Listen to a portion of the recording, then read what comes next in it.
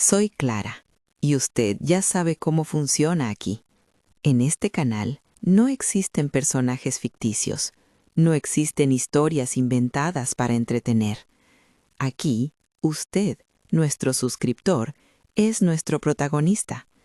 Cada relato que leo es real. Cada lágrima, cada traición, cada momento de valentía, todo sucedió de verdad y alguien tuvo el coraje de contármelo. Hoy, una historia más llegó hasta mí y prometo, voy a contarla con el respeto que merece, porque su historia importa y alguien necesita escucharla. Vamos allá. Respiro hondo antes de empezar. Todavía me cuesta creer que esto realmente me pasó. Tengo 58 años y pensé que a esta altura de la vida ya había visto todo. Pero no. Hay cosas que nunca imaginas hasta que las vives en carne propia. Me llamo Fernanda. Llevo 32 años casada con José. 32 años. A veces cuando lo digo en voz alta me parece increíble. 3 décadas compartiendo la misma cama, la misma mesa, las mismas preocupaciones. Criamos 2 hijos juntos. Pasamos por momentos difíciles, por supuesto. Todos los matrimonios los tienen. Pero nunca imaginé que él fuera capaz de algo así. Todo empezó una mañana de martes. Un martes cualquiera. Recuerdo que hacía calor.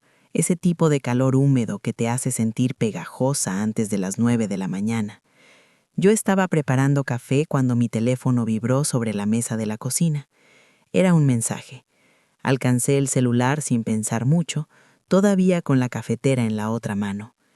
El mensaje era de mi nuera, Patricia, la esposa de mi hijo mayor, Roberto. Decía: «Suegra, lamento mucho no poder acompañarla. Ojalá las cosas fueran diferentes. Cuídese mucho». Me quedé mirando la pantalla. Leí el mensaje 2 veces, 3 veces. No entendía nada. ¿Acompañarme a dónde? ¿De qué estaba hablando? Sentí un nudo en el estómago, esa sensación rara cuando algo no cuadra pero todavía no sabes qué es. Le respondí: «Patricia, no entiendo. ¿Acompañarme a dónde? ¿Pasó algo?» Los 3 puntitos aparecieron, desaparecieron, volvieron a aparecer. Pasaron varios minutos. Finalmente escribió: «Mejor hable con Roberto, suegra. Yo no debería meterme». El café se había enfriado en mi taza. Ya ni lo quería. Llamé a Roberto de inmediato, pero me mandó directo al buzón de voz. Intenté de nuevo. Buzón de voz otra vez. Le escribí por WhatsApp. Los mensajes quedaron con un solo check gris.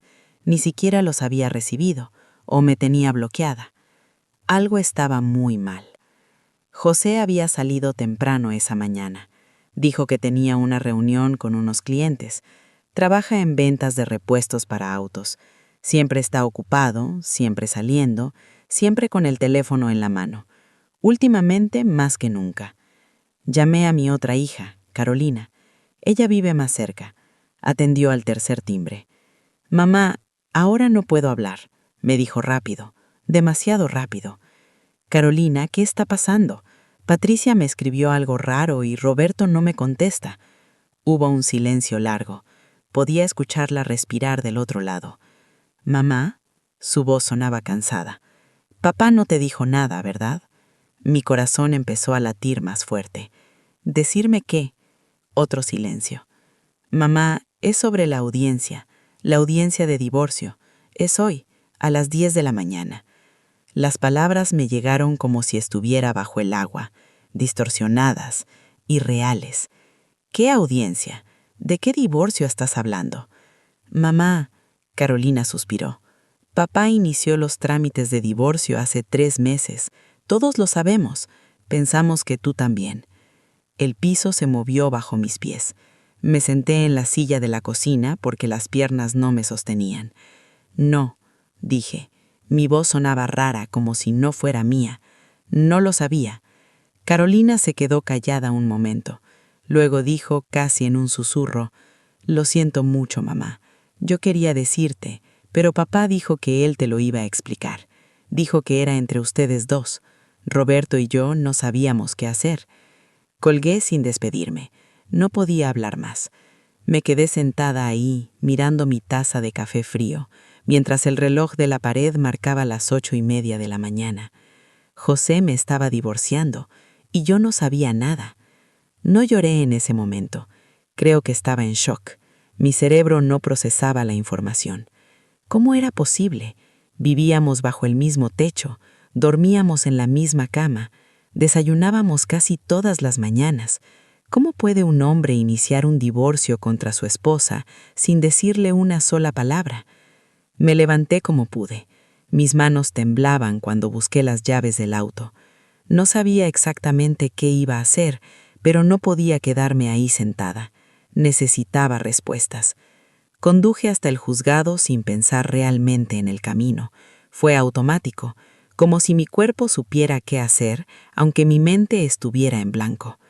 Encontré estacionamiento a 2 cuadras. Caminé bajo ese sol que ya quemaba, sintiendo el sudor correr por mi espalda.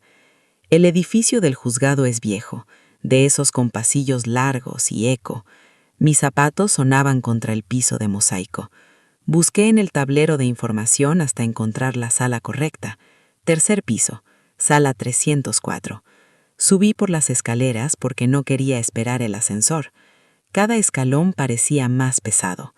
Cuando llegué al 3er piso, vi el pasillo lleno de gente, familias esperando, abogados con portafolios, parejas que no se miraban entre sí. Y ahí, sentado en una banca, estaba José. No estaba solo. Había un hombre mayor a su lado, vestido con traje. Su abogado, supuse. José tenía papeles en las manos. Los estaba revisando, serio, concentrado, como si fuera un día normal de trabajo. Me quedé parada ahí, a unos metros de distancia. No sé cuánto tiempo pasó, tal vez segundos, tal vez minutos. Finalmente José levantó la vista. Nuestras miradas se encontraron. Vi algo en sus ojos, sorpresa tal vez, o culpa, pero duró solo un segundo. Luego su expresión cambió. Se puso pálido, completamente pálido, como si hubiera visto a un fantasma. Me acerqué despacio. Mis piernas seguían temblando, pero logré caminar hasta quedar frente a él. «Hola, José», dije. Mi voz salió más tranquila de lo que esperaba. Él se puso de pie de un salto. Los papeles casi se le caen. «¿Fernanda? ¿Qué haces aquí?» Esa pregunta, esa maldita pregunta. «¿Qué hago aquí?», repetí. «Es mi audiencia de divorcio, ¿no? Pensé que debería venir». El abogado también se puso de pie, incómodo. Miró a José con cara de no entender nada. «José, ¿tu esposa no sabía sobre la audiencia?», preguntó el abogado en voz baja. José no respondió, solo me miraba. Abrió la boca como para decir algo, pero nada salió. «Puedo explicar», murmuró. «Claro que puedes. Tienes 32 años de práctica explicándome cosas». La puerta de la sala se abrió. Una secretaria asomó la cabeza y llamó nuestro caso. «Divorcio Silva Torres. Pasen, por favor». José me miró con pánico, real pánico en sus ojos. «Fernanda, por favor, no entres. Déjame hablar contigo primero. No aquí, no ahora». Pero yo ya estaba caminando hacia la puerta. «Voy a entrar», dije sin mirarlo. «Quiero escuchar todo lo que tienes que decir, pero esta vez frente a un juez». Y entré. La sala era pequeña. Apenas había espacio para todos. El juez era un hombre de unos 60 años, con lentes y expresión cansada. Nos hizo señas para que nos sentáramos. José se sentó lo más lejos posible de mí. Su abogado abrió una carpeta llena de documentos. El juez revisó algunos papeles y luego me miró. «Señora Silva, veo que no tiene representación legal presente. ¿Desea solicitar un aplazamiento para conseguir un abogado?» «No, su señoría», respondí. «Quiero escuchar de qué se trata todo esto». El juez asintió. «Muy bien, señor Silva, proceda». José tragó saliva. Su abogado empezó a hablar, pero yo apenas escuchaba las palabras legales: separación de bienes, irreconciliabilidad, términos fríos que sonaban tan lejanos a lo que realmente estaba pasando. Entonces escuché algo que me hizo volver a la realidad. Mi cliente solicita que la vivienda conyugal, registrada a su nombre, quede bajo su completa propiedad. Levanté la vista bruscamente. ¿La casa?, pregunté. «Nuestra casa». El abogado me miró con esa expresión que usan los abogados cuando hablan con alguien sin representación, como si fuera una niña. «Señora, la propiedad está registrada únicamente a nombre del señor Silva. Por lo tanto, yo pagué esa casa», lo interrumpí.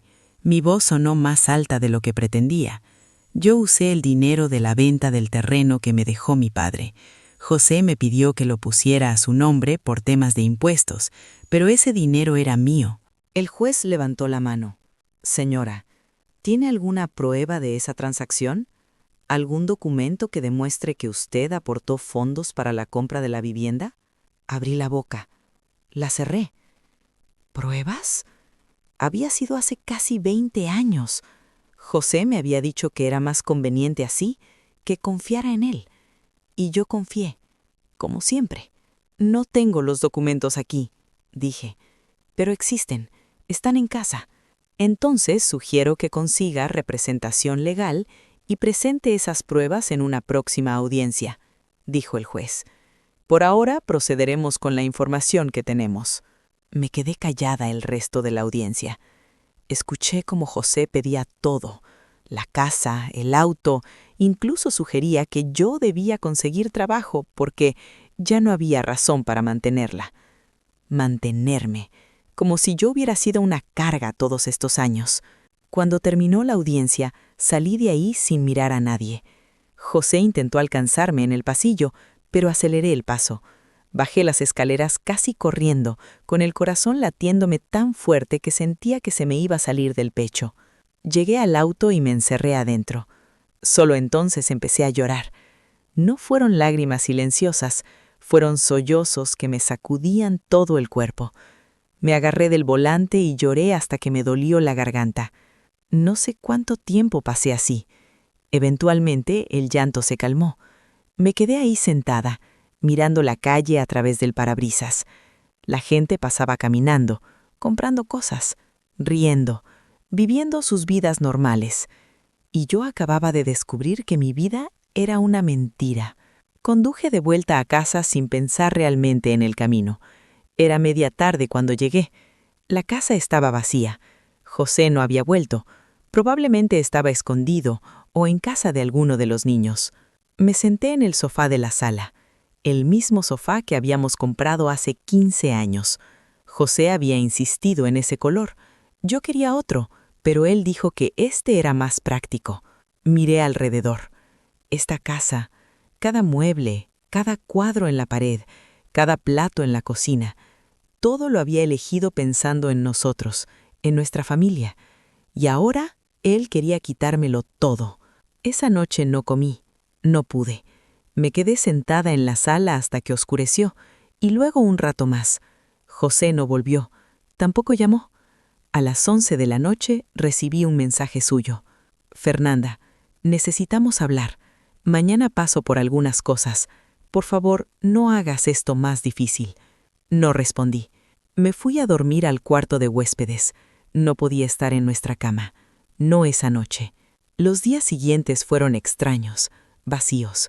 José vino 2 veces a buscar ropa y algunas cosas. Apenas nos hablamos. Él tenía prisa siempre. Yo lo miraba moverse por la casa como un extraño. Carolina vino a visitarme. Se sentó conmigo en la cocina y me preparó té. Intentó explicarme que ellos no sabían cómo decirme, que José les había hecho creer que yo estaba al tanto de todo, que era un acuerdo mutuo. «Él nos mintió a todos, mamá», dijo Carolina con los ojos llorosos. «Lo siento mucho. Roberto nunca vino. Llamó una vez, pero la conversación fue breve e incómoda. Él siempre fue más cercano a su padre. Supongo que ahora tenía que elegir un lado». Una semana después de la audiencia, estaba limpiando el estudio de José. Necesitaba hacer algo con las manos, mantenerme ocupada. Moví una caja de zapatos vieja que estaba en el fondo del armario y se cayó al piso. Documentos se esparcieron por todas partes. Me agaché a recogerlos. Eran papeles viejos, recibos, facturas, y entonces vi algo que me llamó la atención. Un sobre amarillento con mi nombre escrito a mano. Lo abrí con manos temblorosas. Adentro había una carta. La letra era de mi padre. La reconocí de inmediato, aunque hacía años que había muerto. Mi querida Fernanda, decía la carta, adjunto te envío la escritura del terreno a tu nombre. Es tu herencia, hija. Úsala sabiamente. No dejes que nadie te convenza de ponerla a nombre de otra persona. Este documento te da seguridad y libertad. Cuídalo. Mi corazón empezó a latir más rápido.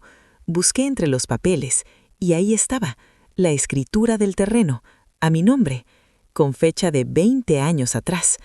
Pero yo recordaba perfectamente que José me había dicho que necesitábamos transferirla a su nombre para hacer la venta, que era un trámite necesario. ¿Cómo era posible que el documento original todavía estuviera aquí? Seguí buscando entre los papeles. Encontré copias de documentos bancarios, estados de cuenta viejos, y entonces lo vi. La venta del terreno sí se había hecho, pero la transferencia nunca sucedió. El dinero había ido a una cuenta a mi nombre, y luego, 2 días después, José había hecho una transferencia de casi el todo del monto a su cuenta personal. Yo había firmado esa transferencia, lo recordaba vagamente. Él me había dicho que era para facilitar la compra de la casa, pero la casa se compró 6 meses después, y según estos documentos, se compró con un préstamo bancario a nombre de José, no con mi dinero. ¿Dónde estaba mi dinero? Seguí revisando. Más estados de cuenta, más transferencias. El dinero había ido a diferentes lugares, inversiones, una cuenta de ahorro, y luego, eventualmente, se había usado para pagar deudas de José. Deudas que ni siquiera yo sabía que existían. Mi dinero, la herencia de mi padre, todo había desaparecido en cuentas y proyectos de José, mientras él me decía que habíamos comprado la casa juntos. Me senté en el piso del estudio, rodeada de papeles, y todo empezó a tener sentido. Los años en que José decía que no teníamos dinero para cosas que yo quería, los viajes que él hacía solo por trabajo, la forma en que siempre controlaba las finanzas de la casa. Nunca había sido un matrimonio de iguales. Había sido un negocio, y yo había sido la financista sin saberlo. Recogí todos los documentos cuidadosamente, los guardé en una bolsa de plástico, y al día siguiente busqué un abogado. Se llamaba Doctora Méndez. Tenía un despacho pequeño pero ordenado. Me recibió con amabilidad y me escuchó durante casi 2 horas mientras le contaba todo. Le mostré los documentos. Ella los revisó en silencio, haciendo anotaciones en una libreta. Cuando terminó, me miró con seriedad. Fernanda, esto es fraude. Tu esposo usó tu dinero sin tu consentimiento informado, mintió sobre el destino de los fondos y ahora está intentando quedarse con una propiedad que debería ser parcialmente tuya. ¿Qué puedo hacer?, pregunté. Podemos contrademandar, solicitar una investigación financiera completa de los últimos 20 años y podemos pedir que se congelen todos sus activos hasta que se resuelva el caso. Asentí. Hagámoslo. La siguiente audiencia fue 3 semanas después. Esta vez yo tenía abogada y tenía pruebas. José llegó con la misma seguridad de siempre, pero cuando la doctora Méndez empezó a presentar los documentos, lo vi palidecer. Su abogado pidió un receso. Hablaron en voz baja en una esquina de la sala. El juez revisó cada papel con atención. Hizo preguntas, muchas preguntas. José tartamudeaba al responder. Decía que no recordaba, que había sido hace mucho tiempo, que yo había estado de acuerdo con todo. ¿Tiene prueba de ese consentimiento?, preguntó el juez. José no tenía nada. La audiencia terminó con una orden judicial. Todas las cuentas de José quedaban congeladas hasta nueva orden.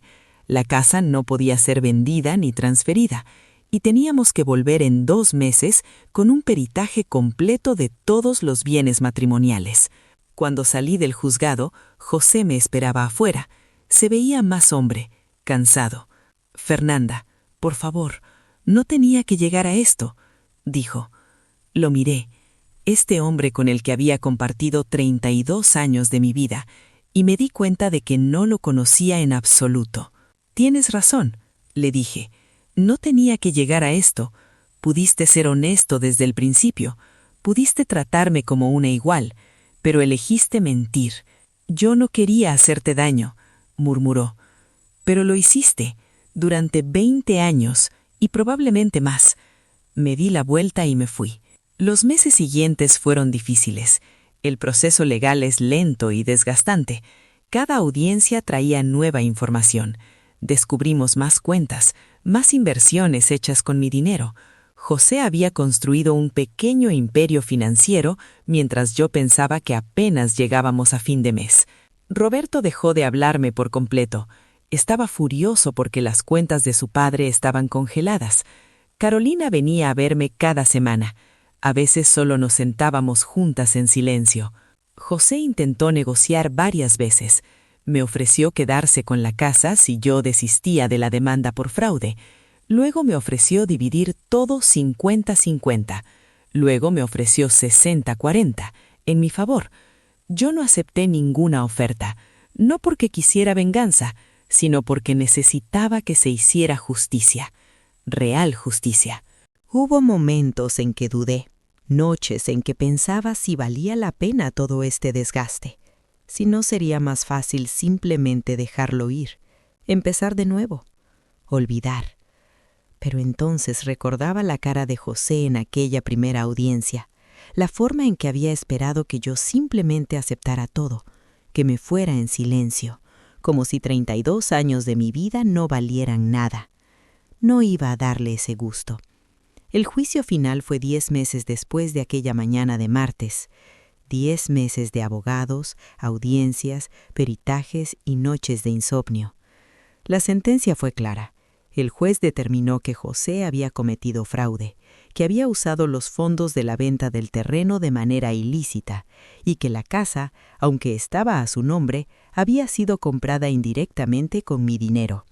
La división fue: yo me quedaba con la casa, José se quedaba con su negocio y sus inversiones, pero tenía que devolverme el equivalente al dinero que había tomado, ajustado por inflación. Era una suma considerable. Además, tenía que pagarme una pensión mensual por los años en que yo no trabajé fuera de casa, cuidando de la familia mientras él construía su patrimonio. José apeló. Por supuesto que apeló. Pero 6 meses después, la apelación fue rechazada. Finalmente, estaba libre. La primera noche que pasé sola en la casa, después de que José sacara sus últimas cosas, fue extraña, muy extraña. Caminé por las habitaciones vacías. Su estudio ahora era solo un cuarto con paredes blancas. Su lado del armario estaba vacío. Me senté en la sala con una taza de té. La misma sala donde había llorado aquella primera noche. Pero esta vez no lloré. Solo me quedé ahí sentada, escuchando el silencio. Y en ese silencio sentí algo que no había sentido en años: paz. Carolina vino a visitarme al día siguiente. Trajo plantas. «Para que le des vida nueva a la casa», dijo. Las colocamos juntas en el jardín. Mientras cavábamos en la tierra, hablamos de todo y de nada, de sus hijos, de su trabajo, de la vida. «¿Estás enojada con papá?», me preguntó en algún momento. Lo pensé antes de responder. «Ya no», dije. «Estuve enojada durante mucho tiempo, pero el enojo es agotador. Ahora solo quiero vivir». Roberto apareció 3 meses después. Tocó la puerta un domingo por la tarde. Cuando abrí, se quedó parado en la entrada, sin saber qué decir. «Hola, mamá», murmuró finalmente. «Hola, hijo». Nos quedamos ahí un momento. Luego él bajó la mirada. «Lo siento, por todo, por no creer en ti, por no escucharte, por...» «Ya», lo interrumpí. «Entra, vamos a tomar café». No fue una reconciliación perfecta. Todavía había dolor, todavía había cosas sin decir, pero era un comienzo. Con el dinero de la sentencia hice cosas que nunca había podido hacer. Me inscribí en un curso de fotografía, algo que siempre quise aprender pero nunca tuve tiempo, o eso me decía a mí misma. La verdad es que José siempre decía que era un gasto innecesario. Compré una cámara. Salí a caminar por las mañanas tomando fotos de cosas simples, flores, pájaros, la luz del sol entre los árboles. Conocí gente nueva, un grupo de mujeres que también tomaban el curso. Nos hicimos amigas, salíamos a tomar café después de las clases, compartíamos historias. Una de ellas, Marta, también estaba divorciada. Me dijo algo que se me quedó grabado. Lo mejor del divorcio no es quedarte con la casa ni el dinero, es volver a ser dueña de tu propia vida. Tenía razón. José intentó contactarme algunas veces más, llamadas que no contesté, mensajes que dejé sin leer, hasta que eventualmente dejó de intentar. Me enteré por Carolina que se había mudado a otra ciudad, que había empezado un nuevo negocio, que estaba saliendo con alguien. No sentí nada cuando lo escuché. Ni dolor, ni rabia, ni celos, nada. Y eso fue lo más liberador de todo. Un año después de la sentencia final, estaba en el jardín regando las plantas que Carolina me había traído. Habían crecido hermosas. El jardín entero se veía diferente ahora. Yo lo había rediseñado. Había plantado rosales, había puesto piedras decorativas. Era mi espacio. Mi teléfono sonó. Era un número desconocido. Casi no contesto, pero algo me hizo apretar el botón verde. ¿Fernanda Silva?, preguntó una voz femenina. Sí, soy yo. Llamo de la Galería Arte y Luz. Vimos sus fotografías en la exposición comunitaria del mes pasado. Nos gustaría incluir 3 de sus obras en nuestra próxima exhibición. Es una muestra sobre resiliencia femenina. Me quedé callada un momento procesando las palabras. ¿Mis fotografías? Sí, particularmente la serie que usted tituló Renaciendo. Nos pareció poderosa. ¿Estaría interesada?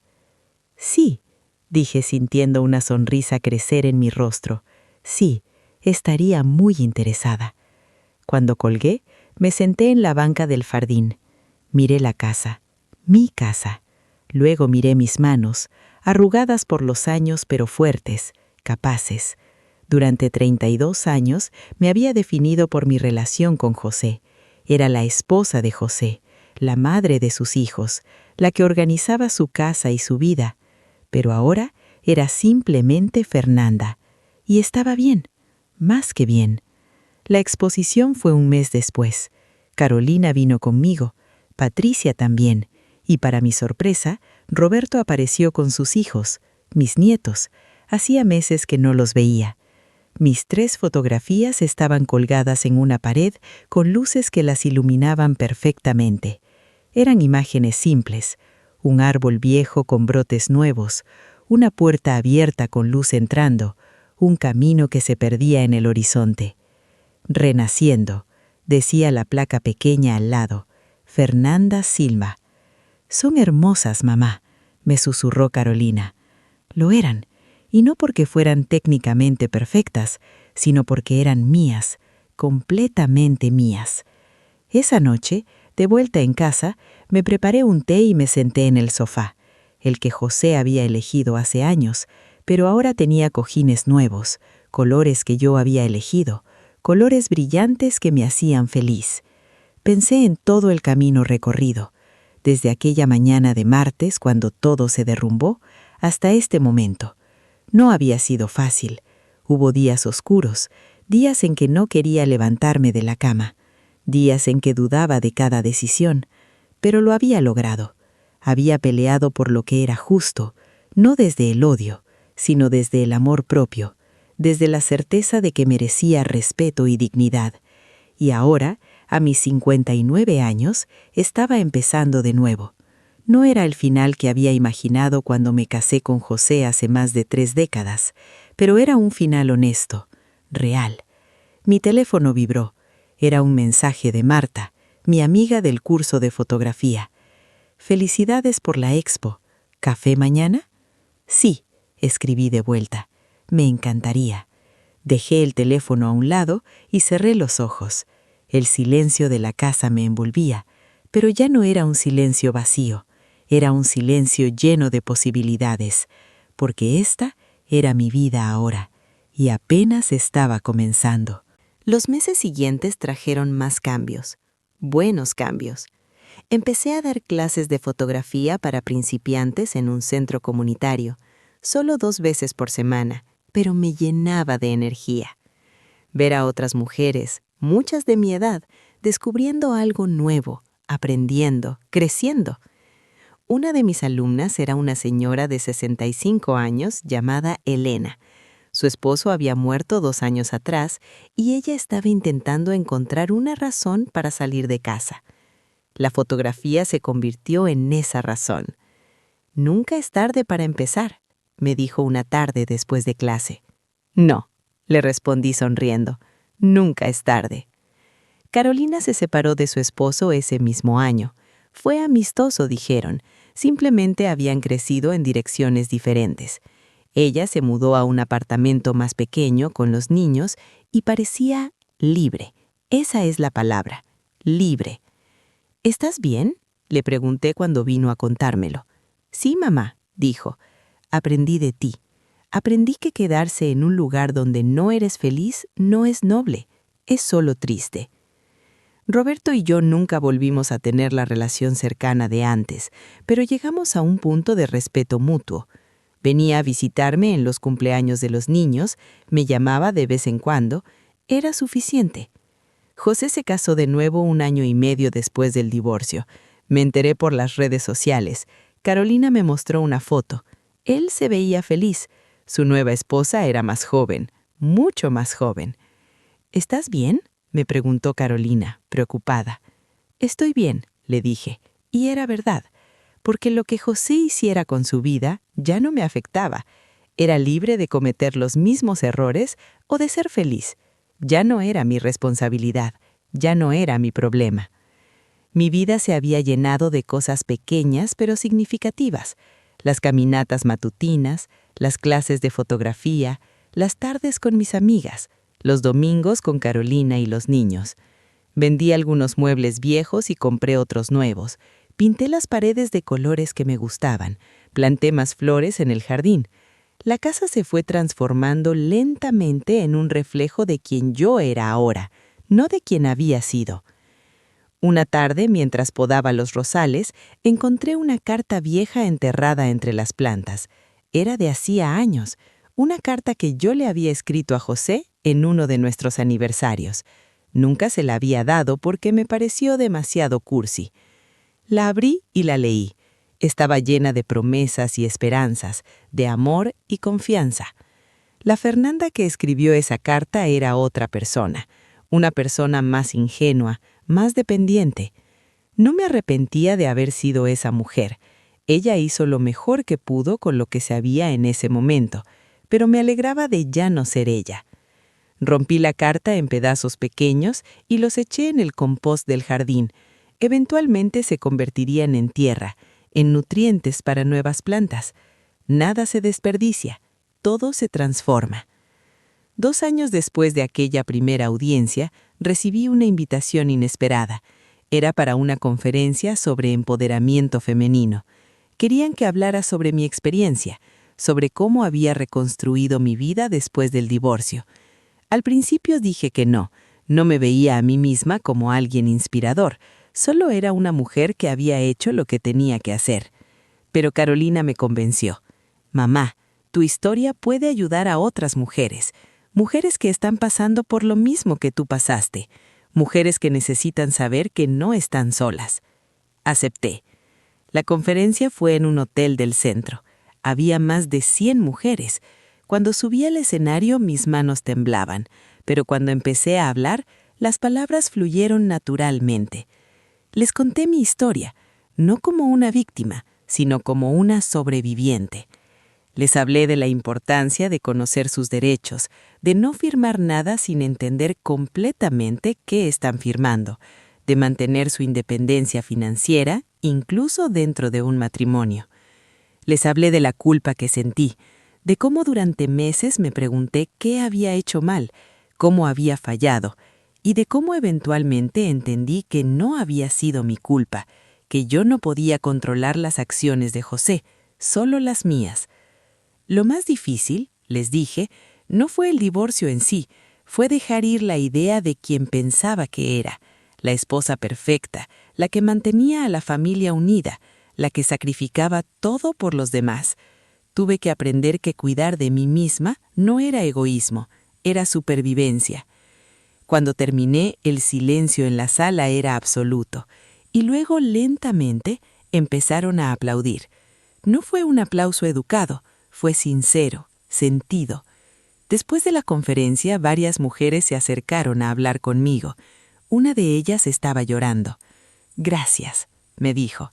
«Mi esposo controla todo el dinero. Siempre he tenido miedo de cuestionarlo, pero después de escucharte, creo que es hora de hacer algunos cambios». Le di un abrazo.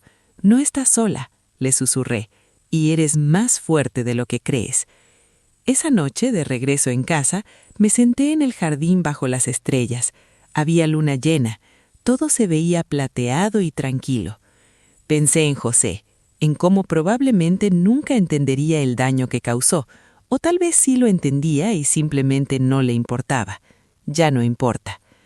Pensé en mis hijos, en cómo ambos habían tenido que enfrentarse a la realidad de que sus padres no eran perfectos, que el matrimonio que creían conocer había sido una ilusión.